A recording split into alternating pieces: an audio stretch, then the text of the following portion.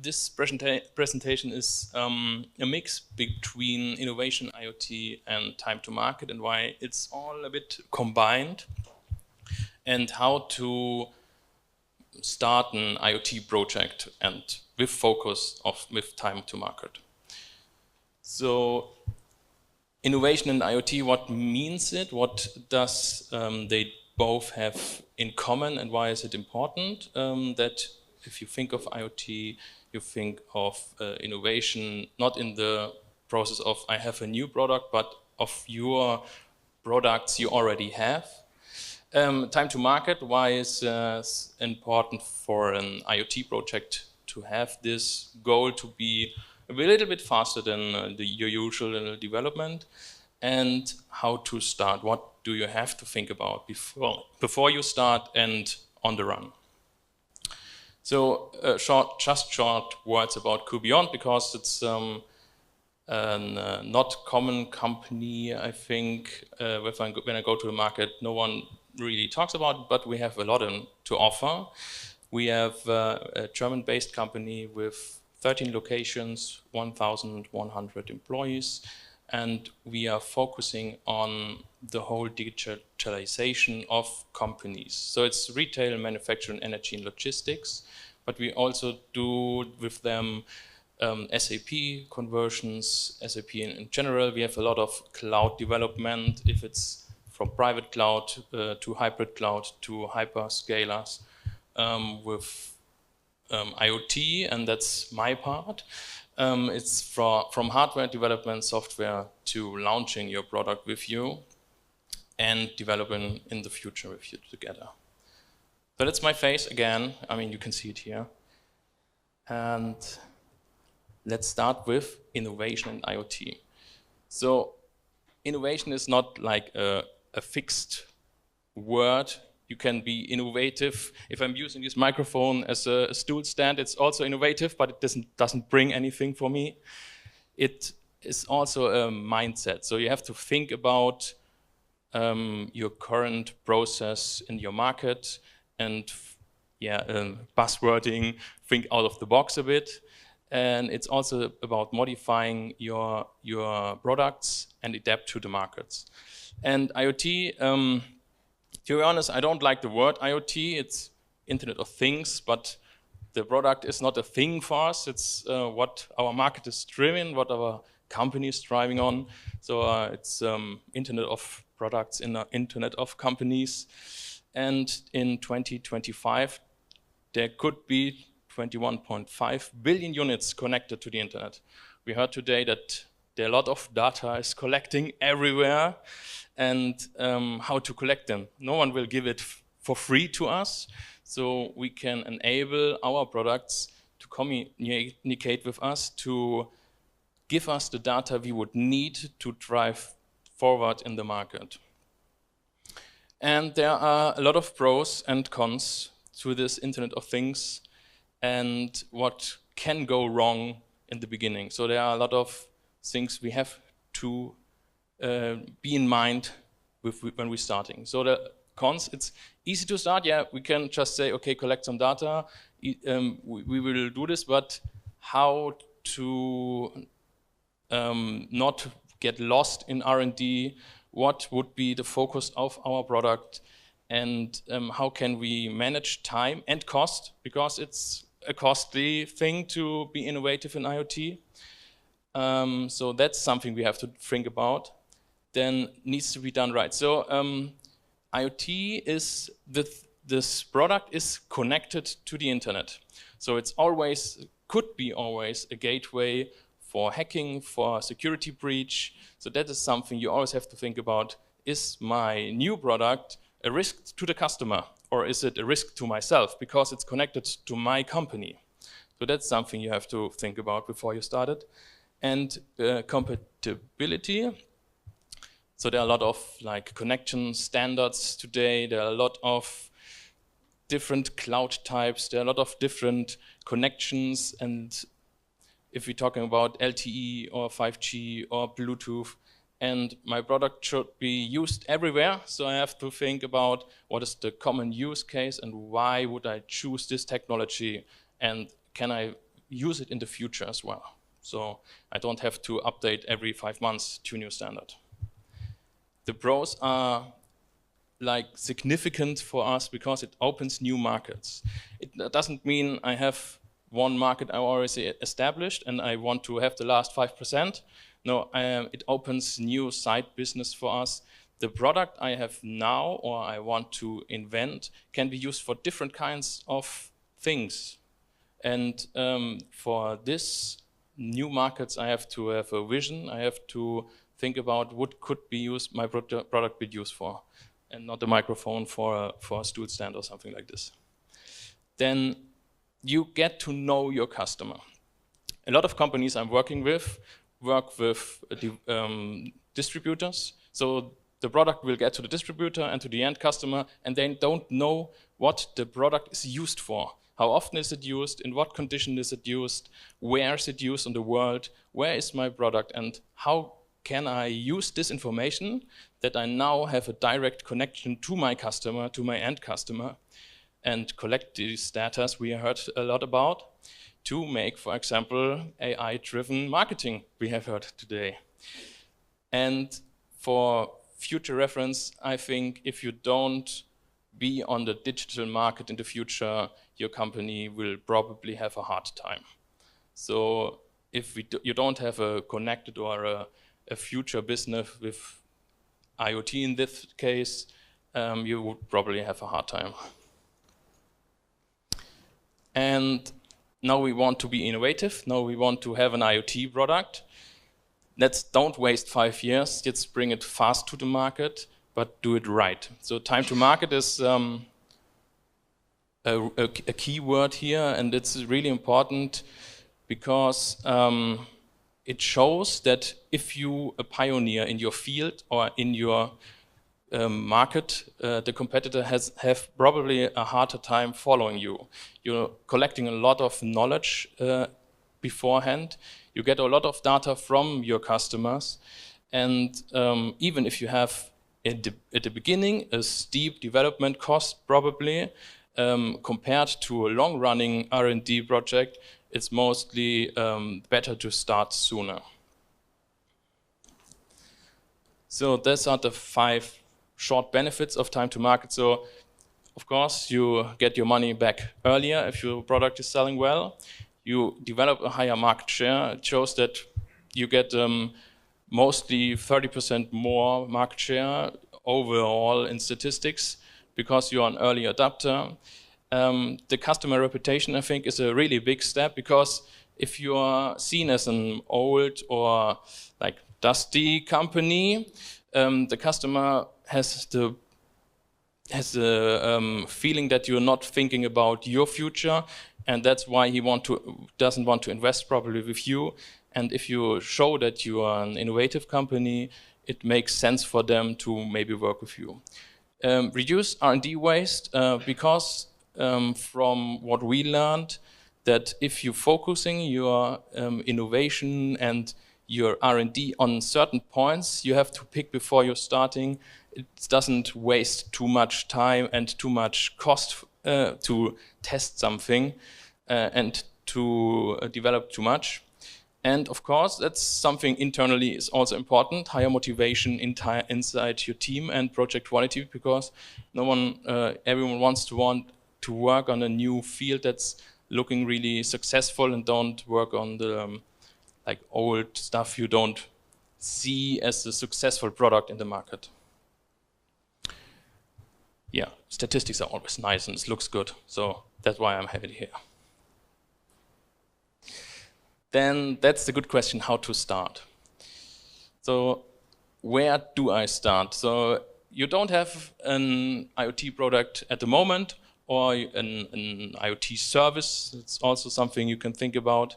Where do I start? So of course, where I am now, what's my market share? What products do I have? And what markets can I identify to look forward to where do I want to be with my product? And then we heard it today before, let the customer speak to what is probably a need of the customer, and that with the mindset of, if I have more data about heat, temperature, position, what can I do with this data with my product? And then it's something, because the R&D waste, if I already have a product, what can I do to make it better, to make it easier, accessible with data logging or IoT product? So think about a modular system. You have 5 or 10 products that nearly the same, that do something a little bit different, but you have like the same casing. You can development in this direction. So if you start with one of your products, in the future you can roll out more quicker. And then there is a big question, what is my goal here? So I now know I have a product, I want to do an IoT, the customer seems to like something. Then there are a lot of technology questions. And for these technology questions, you need experts. You need someone who has already done it. You need someone who knows what be there in the future. You don't set on all technology. You want to have someone who told you what will be there for a long time. Like, for example, what sensors could I use in comparison to, I mean, the chip shortage hit every one of us. Think about something like this. What connectivity would needed? Like, is it an IoT SIM card I want to have used? What is it Bluetooth mesh? Where will my product be located? Is there maybe no connection? Is it somewhere down in the basement? I need to have this in mind when I invent a product. Do I need an app or web front end? So this is something you want to know. How do my customer wants to interact with my new product? It should be easy and convenient for them. So we heard today already that people are lazy. They don't want to make 20 steps. They want to make one step to interconnect with your product, to use your product in their way. And then how much should my backend look? That's in comparison to, do I want to scale this product? Is it like 1,000 a year or is it 100,000 a year? I have to think about this, how many products I want to have in the market, and my backend, my cloud, my computing in the back, that should be scaling with it. If I have a product on the market that's pocketed in with a small, like local PC, I cannot sell 100,000 a year because I cannot scale the backend up. And that's something to do with a lot of downtime when I want to switch to a cloud or a hyperscaler. And who will use my product?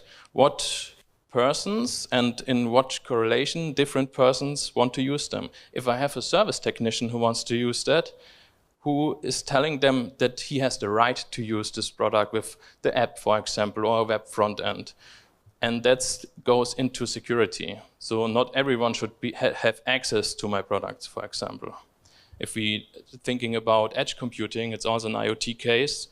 You would say, okay, only the highest level of my maintenance crew should access to direct to my machine. If you have a machine on your shop floor, not everyone should change parameters on it. That's a given. And that's the same thing you have to think about this here. If you have a B2C connection, of course, that could be open, but something like updating, resetting, something like this, that should something you have in mind. And then to test your theory, to test your variations, it often is good to make a POC, a proof of concept. That's not only that your idea get accepted from you, that you say, okay, that was a good idea, it works like I wanted to have it. It also wins internally stakeholders. If you are in a company, a small part of it, your R&D, you have a presentable product, you can go to your C-level, to your decision makers, and you say, listen, I have a product, please have a look, here is how it should work in the future. Then he can have a touch and feel for it, what you are looking for and what was your business case where you want to go. And to be sure about your technology. Of course, sometimes you make mistakes. Maybe it's not the right sensor, not the right connection, not the right monitor. Now is the time to prove that it's correct what you're thinking about. And then we come back to time to market. It's really important to make a roadmap, a realistically correct roadmap. It doesn't have to be 100% because it's always variables, they're always intern, but you want to say, you talk to your R&D department, it says it takes 12 months. You say, okay, I want it to have it in 12 months with this and this features. So that there is no unlimited R&D loop in your development. You set your goals, you set your features, and then you keep on the features. And you monitor and update it regularly, and I don't mean like half a year, I mean like once a month or every 2 weeks. They give feedback to you, how is it running, where you have to make quick decisions. And to connect all your R&D teams together, interconnect them inside your company. Don't let them run on separate basis. You need one project manager. But I come to that later. And then there's something no one wants to think about.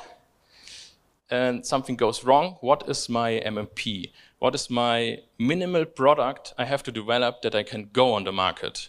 That's maybe not all the features are in it that I wanted to have it in the beginning, but there are a starting point. I have a product the customer is accepting, the customer wants to, and then I will add the features later that I had it in mind now.